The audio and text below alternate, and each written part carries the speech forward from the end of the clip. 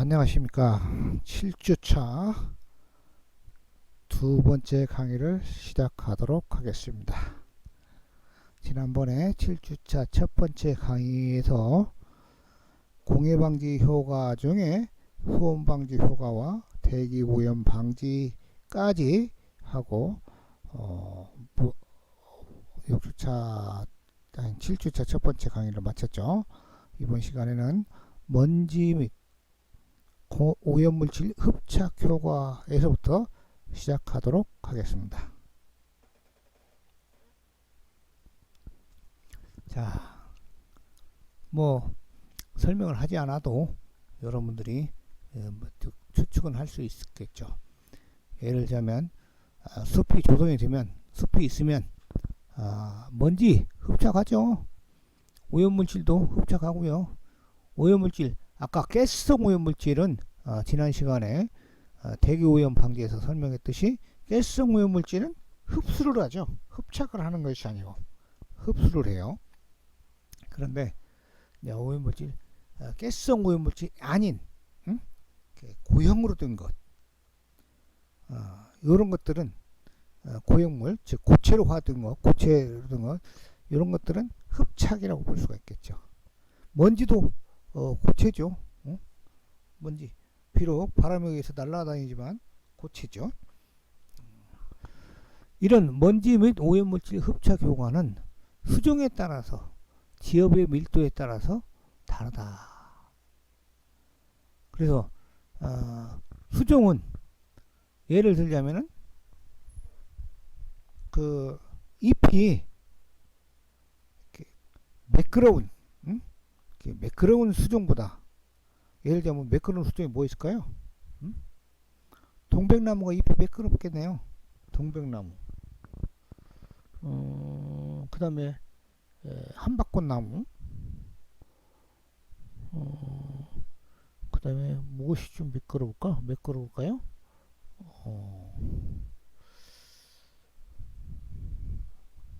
동백나무, 한박꽃나무.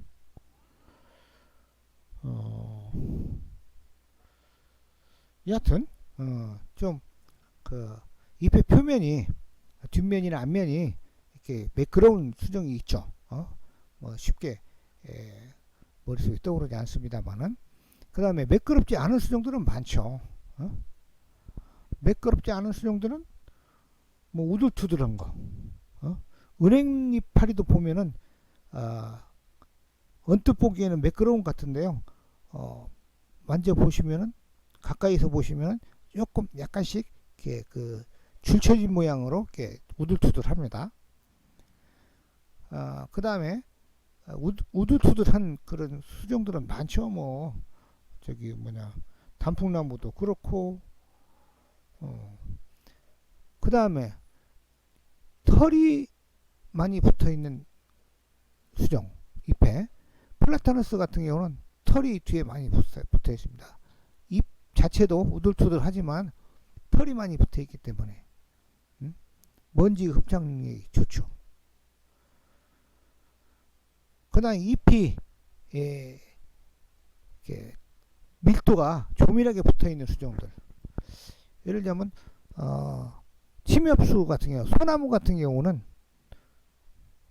은행나무에 비해서 잎은 작고 뾰족하고 그렇지만은 오히려 이 먼지 흡착력은 더 높을 수도 있습니다. 정확하게 제가 측정은 안 해봤습니다만은, 왜냐하면 서로 많이 엉켜 있잖아요.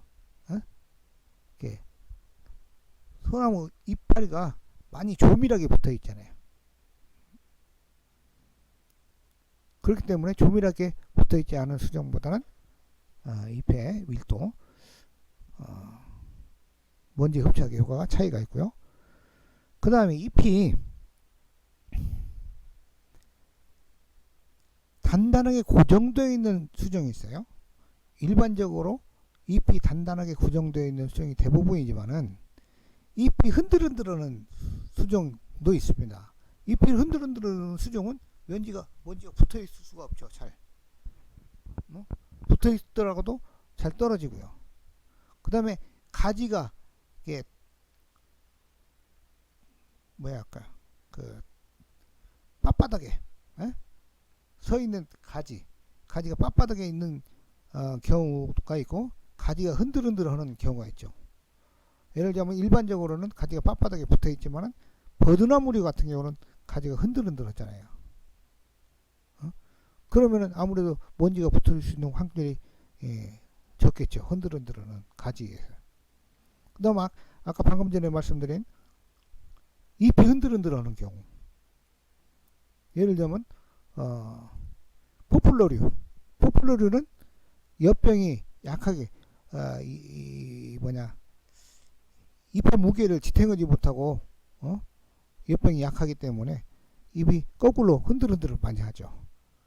그래서 사람들이 두려워서 떨거나 추워서 떨 경우에는 무엇이 떠는 것 같이 떤다고요? 사시나무 떨듯이 떤다고죠. 그 사시나무류가 포플러류입니다. 이와 같이 수종에 따라서 잎이 어떤 형태를 띠고 있냐, 가지가 어떤 형태로 띠고 있냐, 또는 잎이 어떻게 붙어 있냐에 따라서 오염물질이라든가 먼지가 흡착 효과가 다를 수가 있다 이 말이죠.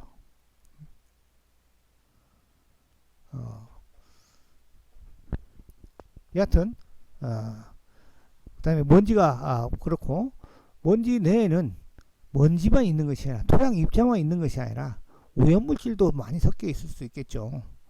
예를 들면 산업단지 같은 경우에는 거기에서 오염물질이 많이 발생이 되죠. 뭐 자주는 아니지만은 어쨌든 한 번씩 공장지대에서는 빨래를 밖에다 넣을 수가 없다. 왜? 먼지가 많이 나고 특히 시멘트 공장 주변, 그 다음에 석탄 공장 주변에는 먼지뿐만 아니라 그 먼지에 함유되어 있는 시멘트 가루들, 석탄 가루들, 이것은 오염 물질이다 이 말이죠. 오염 물질. 인간이 흡수해서는 먼지보다도 훨씬 더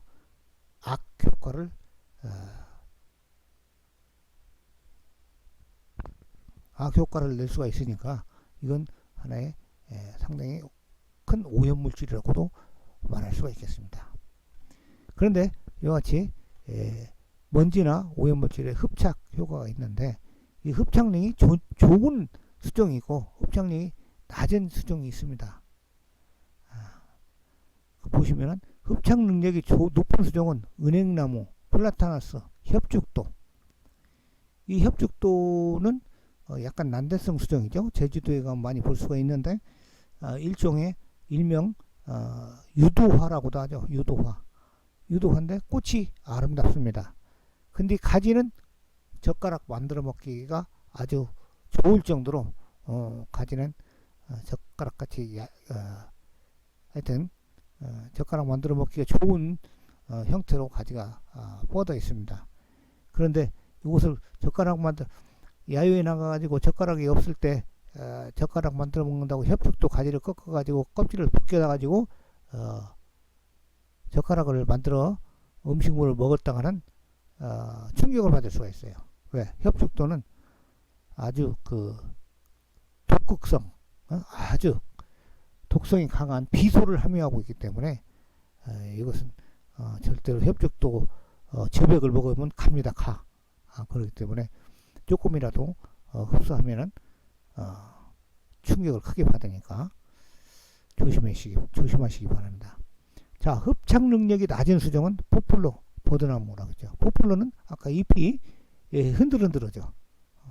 잎이 너무나 많이 흔들흔들하기 때문에 먼지가 흡착하기가 힘들고 버드나무 같은 경우는 가지가 많이 흔들리기 때문에 흡착이 어렵죠.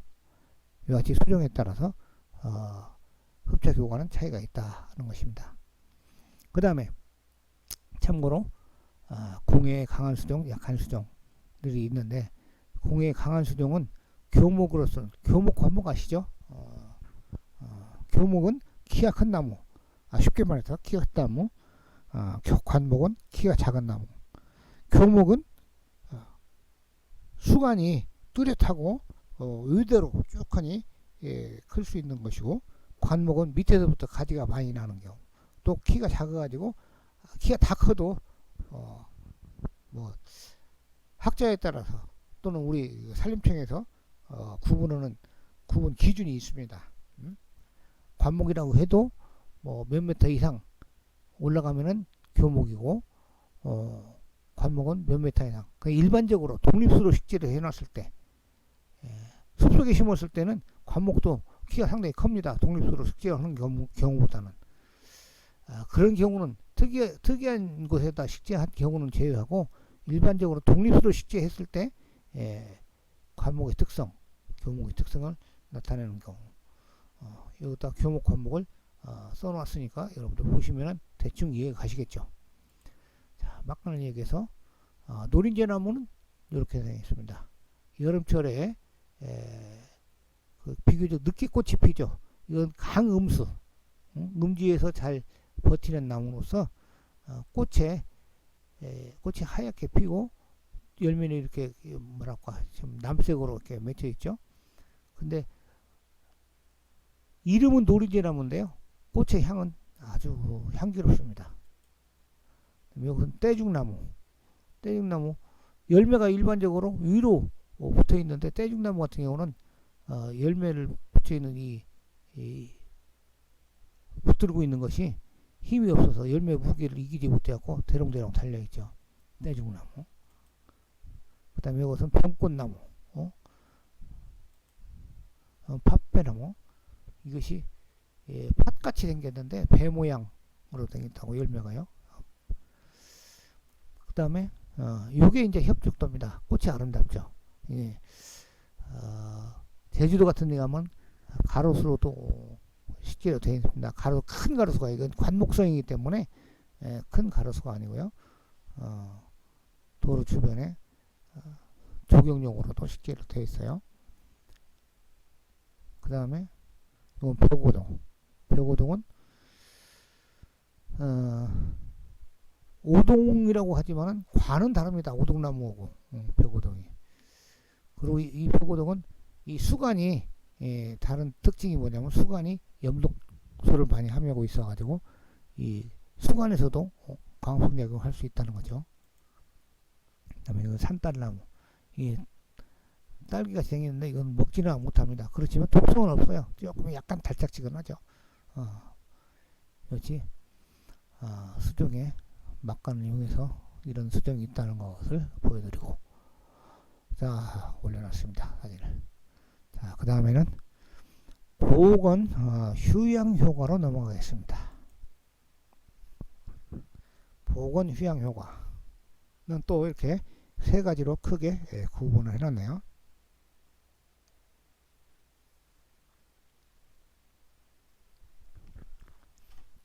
자, 첫 번째는 보건휴양, 말 그대로 보건휴양 효과, 그 다음에 풍치효과, 아름다움을 연출하는 풍치효과, 그 다음에 조수보호 효과. 조수는 세조자에다가 짐승수자죠. 야생조수. 자, 보건휴양 효과는 산소 공급을 해준다. 큰 산소 공급을 하면은 동물체, 특히 인간에게 굉장히 좋은 역할을 해주죠. 식물체는 산소보다도 이산화탄소가 더 좋다고 생각할 수도 있습니다. 왜? 햇빛만 있으면 광합성 작용을 하기 때문에. 이산화탄소가 지금의 농도가 약 400ppm 정도인데요. 이것이 1.5배 정도, 약 600ppm이 될 경우에 광합성 작용은 더 커진다 그래요. 그러면 식물체는 이산화탄소 농도를 더 높이는 것이 좋다고 생각이 되잖아요.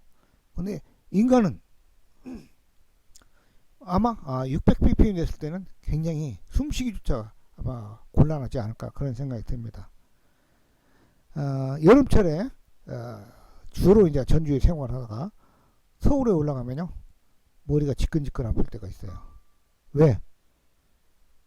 대기가 깨끗하지 못하기 때문에, 상대적으로 산소 공급이 적기 때문에. 근데 이제 서울에 사는 사람들은 거기에 적응이 돼서 그런지 어찌는지 몰라도 별로 그런 느낌을 못 받는가는 모르겠습니다만은 나 같은 경우는 전주에서 멀쩡하게 생활하다가 서울 가면 머리가 지끈지끈하게 아파요. 그럼 이거 내가 컨디션이 안 좋나? 뭐 어디가 몸이 안 좋나? 하고 돌아다니다가 일 다 보고 전주 내려오면 씻은 듯이 그 지끈지끈 아픈 머리가 없어져 버렸어요. 그건 바로 공기의 청정도 때문에 그러지 않나. 대기가 서울에 비해서 전주가 깨끗하기 때문에 그러지 않나 그런 생각을 했습니다. 그 다음에 공기 정화 효과는 뭐 아까 얘기한 대로 먼지 흡착이라든가 또 오염물질 흡수라든가 오염물질 흡착이라든가 이런 것 때문에 공기가 정화되겠죠. 그 다음에 피톤치드 방출. 뭐 피톤치드 말 많이 들어봤죠. 피톤치드가 뭘까요? 뭐요? 자, PHYTON 그러면 피톤이죠. 치드 CIDE 그 두 가지가 합성어입니다. 피톤과 치드가 피톤은 죽이다는 의미를 가지고 있고 치드는 피톤은 식물이라는 의미를 가지고 있고 치드는 죽이다는 의미를 가지고 있습니다. 식물체가 죽이다. 뭘 죽이냐? 아주 미생물, 바이러스 같은 경우 이런 것들을 죽이기도 하고 접근을 못하기도 하고. 자, 치드가 들어가는 단어가 피톤치드만 있는 것이 아니라 또 있습니다. 여러분들 농사 지을 때 많이 쓰는 거 제초제도 치드가 들어갑니다. 허비치드. 허브는 풀이라는 뜻이고 치드는 죽이다는 뜻. 풀을 죽이다. 제초제죠. 허비치드 또는 허비사이드 그렇게 얘기도 하고. 수이사이드 하면은 자살한다. 수이치드 또는 수이사이드 자살자. 그 다음에 호미치드, 호미사이드라고 있는데 이것은 또 살인이라는 의미가 있죠. 다 치드가 붙은 것은 죽인다, 죽는다 이런 의미를 내포하고 있습니다. 그래서 피톤치드는 식물체가 내뿜는 향이 있죠. 향. 그 식물체가 향을 내뿜는데 향은 왜 식물체가 내뿜는가? 향은 왜 식물체가 내뿜는가? 그런 생각해 보셨습니까? 향은 식물체가 내뿜는데요. 식물체가 위기에 처해 있을 때 더 많이 내뿜습니다. 더 많이 내뿜어요. 자, 여러분들 집에서 허브 키우죠. 허브. 향을 많이 내뿜는 허브. 이 허브가 바람이 불지 않고 베란다에다가 화분에다가 허브를 식재해 놓고 바라보면요. 냄새 하나도 안 납니다. 냄새가 안 나요. 근데 창문을 열면은 바람이 살랑살랑 불잖아요. 그러면 약간 향이 납니다. 자, 그러면 더 향을 많이 나게 하면은 여러분들이 손으로 싹 쓰다듬고 코를 대보세요. 그러면 향이 쫙 희몽이 나죠. 자, 바람이 안 불고 잔잔하면 향은 안 내뿜고 바람이 불면 조금 내뿜고 사람이 손을 닿으면 많이 내뿜고 그러잖아요. 사람이 손을 댔을 때 이 허브 식물을 공격한다고 생각하는 거예요. 조물주가 그렇게 만들어 놓은 거죠. 그래서 그 향은 식물체 자신을 보호하기 위한 하나의 메커니즘이라. 모든 생명체는 자기를 보호하려고 하는 메커니즘이 있습니다. 우리 인간이 알 수도 있고 알 수 없는 경우도 있겠지만 예를 들자면 노린재 같은 경우도 그냥 바라보면 냄새 안 나잖아요. 사람이 건들면 냄새를 확 풍기죠. 그 냄새 때문에 공격을 하잖아요. 노린재를. 자, 오징어는 평상시에 먹물을 안 내뿜어요. 근데 어떤 것이 공격을 하면 먹물을 확 내뿜습니다. 그건 자기 보호를 위해서 그렇다는 거죠. 노린재가 냄새를 내뿜는 거, 오징어가 먹물을 내뿜는 거, 이런 것들은 자기 방어를 위해서. 그 다음에 호랑이가 이빨이 아주 그 무시무시하고 그 다음에 발톱이 무시무시하잖아요. 호랑이 사자는 이빨과 발톱이 자기 방어 메커니즘이에요. 자, 그러면 여기서 숙제를 하나 내겠습니다. 그러면 인간은 뭘로 자기를 방어를 합니까? 인간은 뭘로 자기를 방어하는가? 이따가 Q&A 사이트에다가 한번 올려주시기 바랍니다.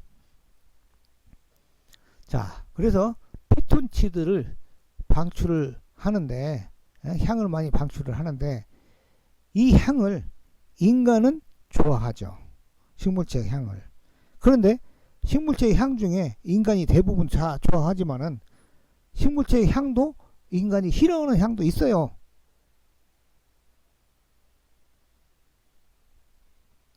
예를 들자면은 싫어하는 향 중에 아주 싫어하는 것은 이제 1번은 두 번째로 하고, 적당히 싫어하는 것, 일반적으로 보통 싫어하는 냄새가 있어요. 밤꽃향 별로 사람들 별로 안 좋아하죠. 밤꽃향. 밤꽃향 아시겠습니까? 혹시 맡아보셨습니까? 밤꽃향. 그 다음에 여러분들이 잘 아실지 모르겠습니다만 산에 가면은요, 봄에 꽃이 피는데 덜꽁나무하고 가막살나무라는 것이 있습니다. 덜꽁나무, 가막살나무는 꽃도 다 거의 똑같아요. 꽃도 거의 똑같고 저기 열매도 거의 똑같아요. 근데 잎의 형태만 조금 차이가 있습니다.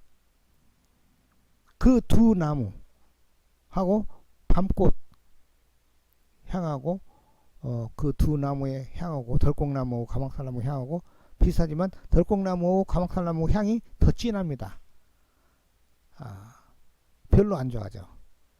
그 다음에 가장 싫은, 내가 보는 견지에서, 일반적인 사람들이 보는 견지에서 가장 싫어하는 나무의 향이 뭐냐면 누리장나무입니다. 누리장나무. 한번 여러분들 인터넷에서 찍어보세요. 누리장나무 찍어보시면 아마 시골에 많이 자라고 있기 때문에 여러분들이 이게 누리장나무라 생각이 들 겁니다. 특히 누리장나무는 꽃의 향보다도 이파리를 따가지고 부벼보세요. 약간 비벼서 코를 대보면은 아마 코에다 대고 1분 이상 견디기가 힘들 겁니다. 그와 같이 아주 누리장나무 향은 안 좋아요. 그런데 이런 향들이, 식물체의 향들이 미생물한테는 방어 효과가 있다 이 말이죠. 방어. 또는 그 향을 오랫동안 쓰면은 죽을 수도 있고요. 그래서 어디에서 이제 저기 전북대 지금은 옛날 이름이 농화학과고 지금은 생물환경화학과인가 교수님 한 분이 이런 식물체에서 나오는 향 물질을, 향을 채취해 가지고 이 배양액, 우리 침대에서 사는, 침대에서 많이 번식하는 뭐라고 하죠? 기억이 순간적으로 생각이 안 나네.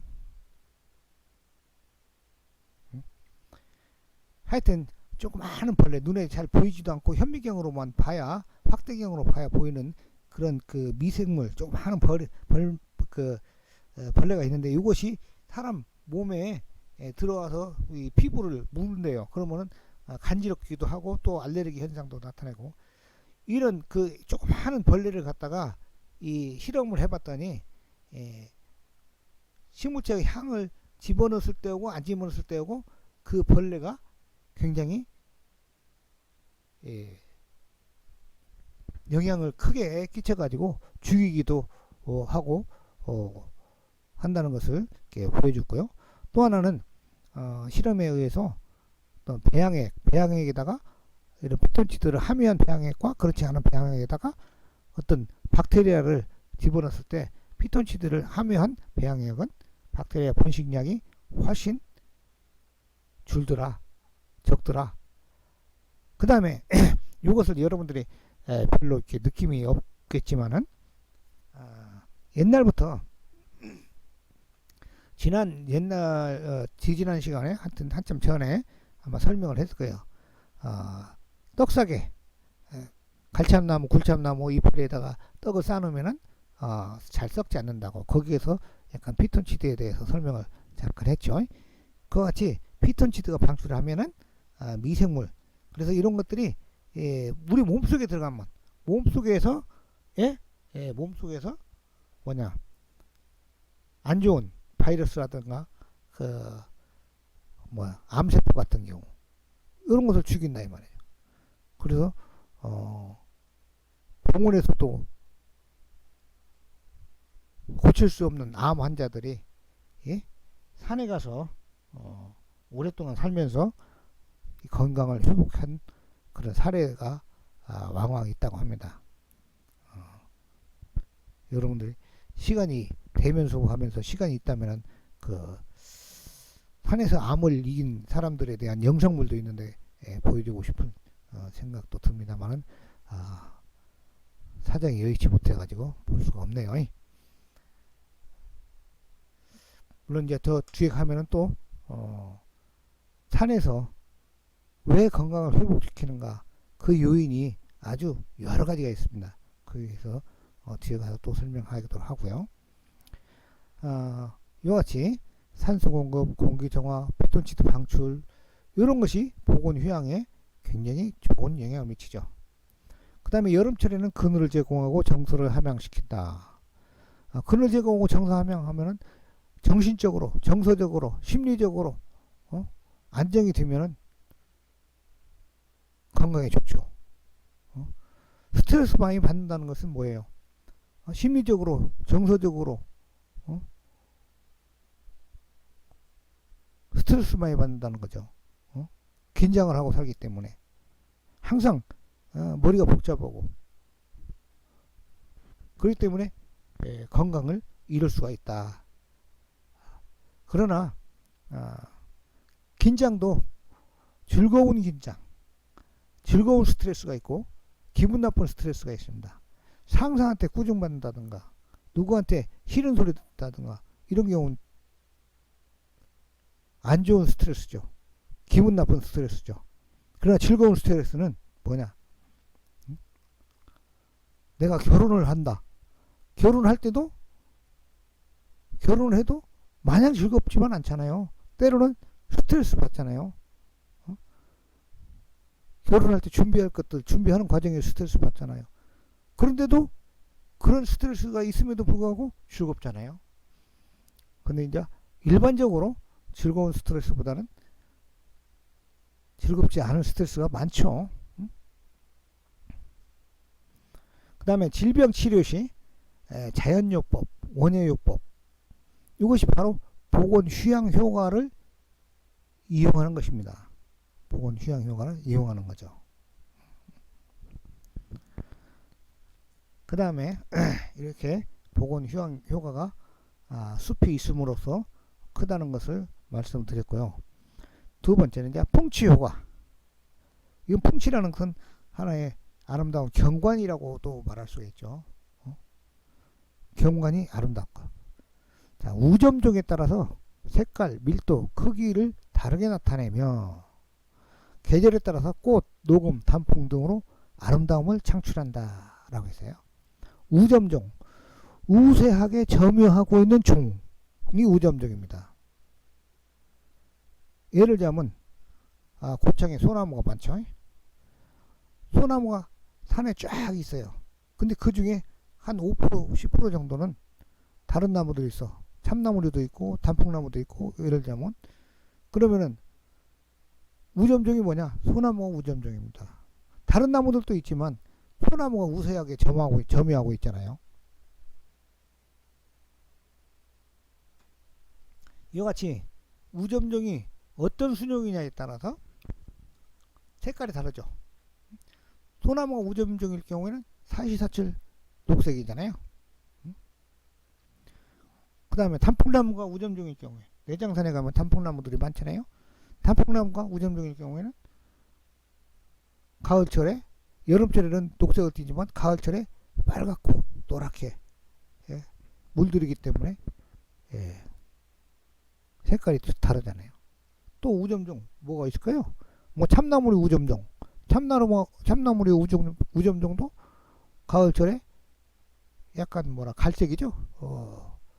가을색. 그 다음에 밀도에 따라서 나무가 있더라도 듬성듬성이 있을 때보다 또 빽빽하게 있을 때가 멀리서 봤을 때는 아름답게 보이는 거죠. 또 우점종에 따라서 크기를 다르게 나타내며 라고 했어요. 자, 소나무 우점종이냐 아니면 철쭉이 우점종이냐에 따라서 다르게 나타나죠. 그 다음에 계절에 따라서 꽃도 녹음도 단풍 등으로 미를 창출한다. 계절에 따라서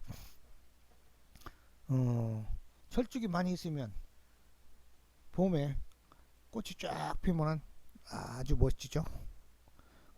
지리산 발해봉 뭐 5월달에 발해봉에 철쭉이 쫙 피면은 거기를 구경으로 많은 관광객들이 오죠. 등산객들이 오고 그게 보면서 굉장히 야 멋지다 아름답다.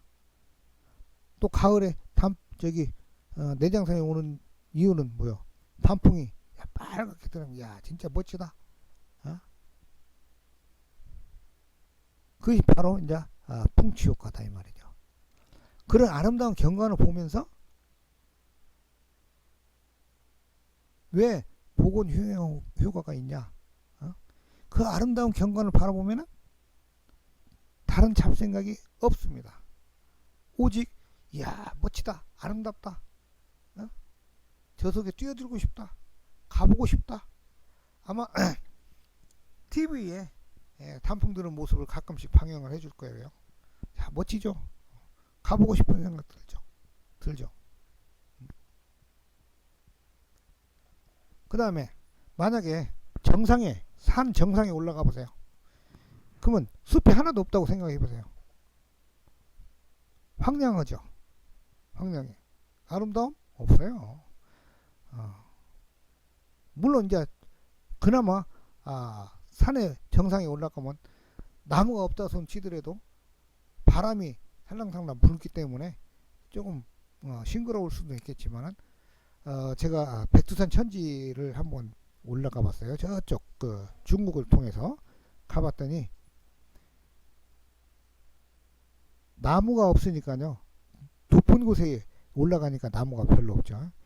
이 모래바람이 얼굴을 때리는데 따끔따끔하니 아프더라고요.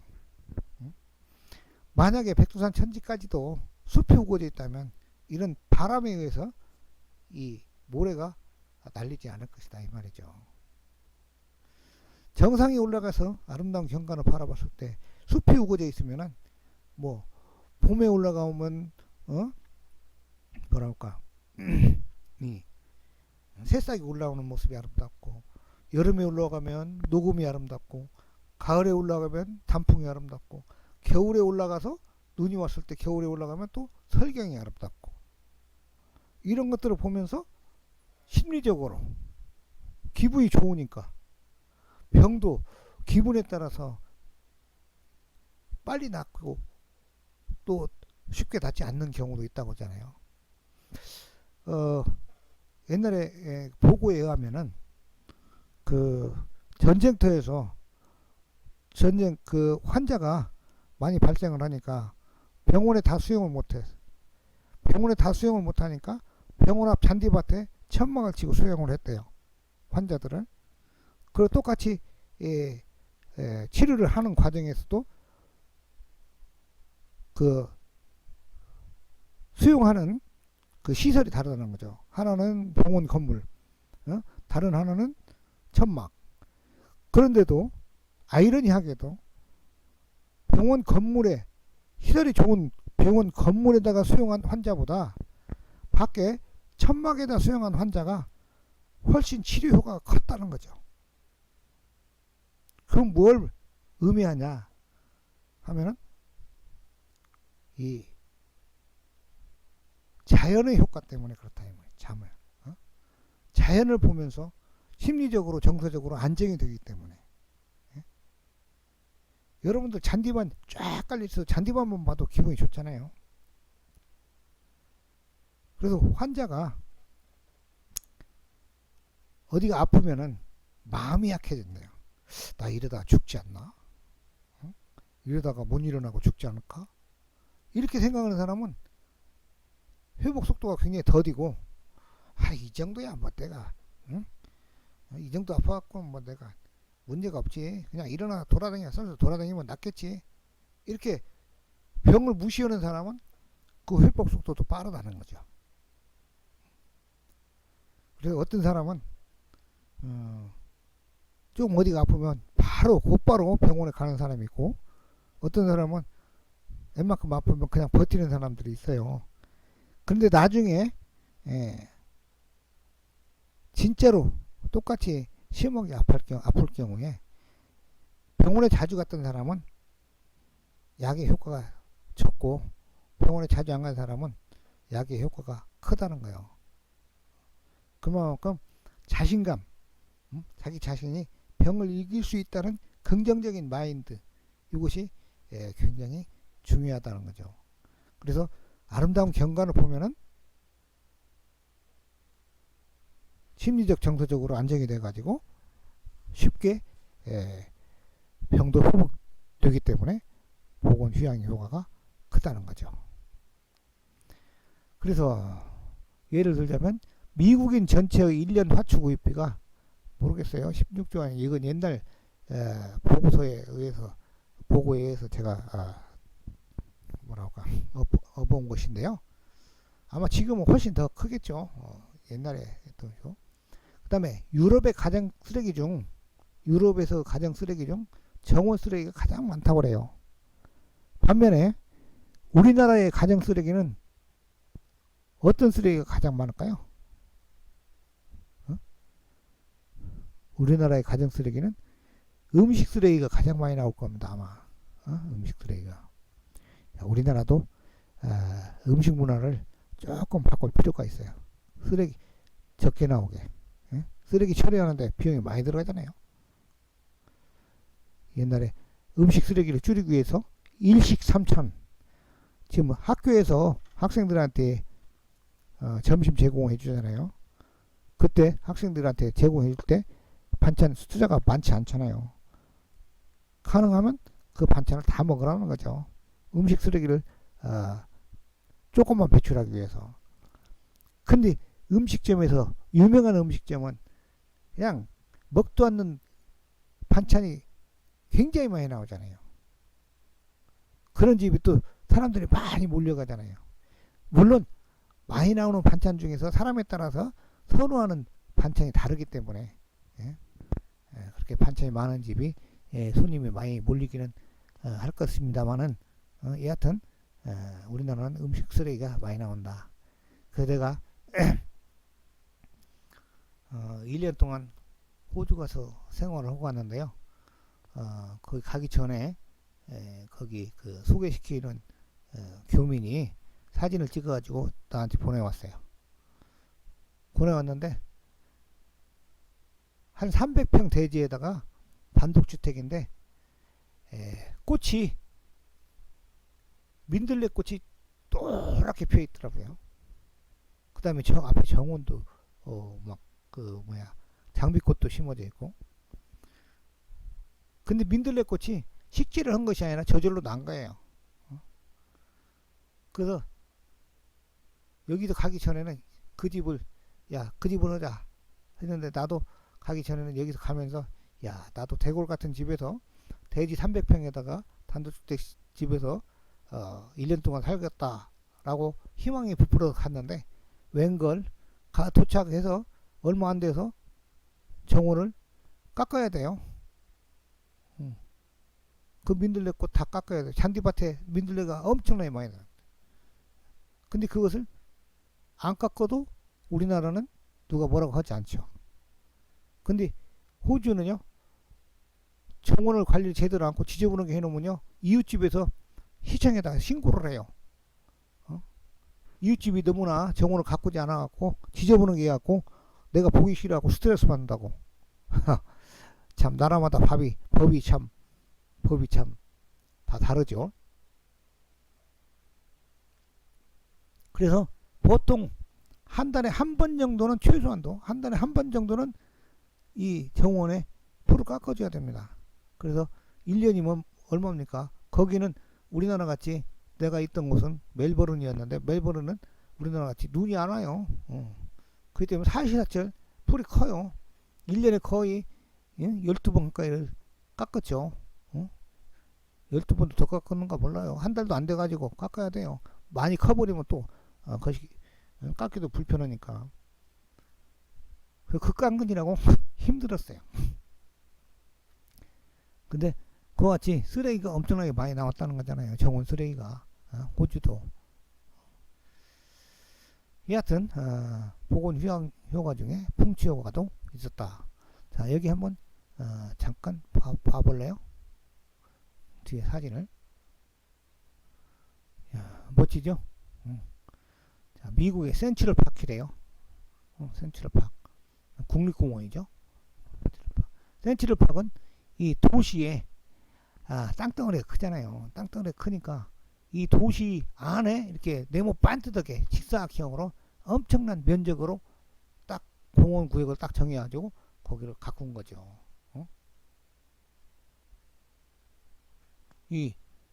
여기 보이시죠? 여기에 이제 호수도 있고, 나무가 이렇게 우거져 있고, 주변에 이렇게 빌딩이 서 있고, 여기는 잔디밭도 있네요. 안에 숲이 우거져 있는 모습. 여기는 이제 대만입니다. 대만. 숲이 있고 잔디밭이 있으니까 멋지잖아요. 여기서 이제 이렇게 아이들하고 같이 가족끼리 즐길 수도 있고요. 자, 우리나라도 가볼 만한 데 있어요. 여긴 제주도. 제주도 뭐 어디 식물원이 이렇게 조성을 해놨더라고요. 무슨 식물원인가 가서 제가 사진을 찍어왔습니다만 이름을 잊어버렸어요. 이와같이 숲이 있고 나무가 있으면 심리적으로 굉장히 안정되고, 그래서 우리가 보건적으로 건강에 유익하다 라고 생각이 듭니다. 자, 이 주소 보호까지 할 수도 있습니다만 또 이어서 하기가 편하도록 다음 주차에, 다음 강의에 이어서 하기가 편하도록 조수 보호 효과는 다음 강의에 하도록 하고, 오늘 강의는 약 43분 정도 진행이 됐는데 여기까지 하는 것으로 하겠습니다. 여러분들 수고하셨습니다.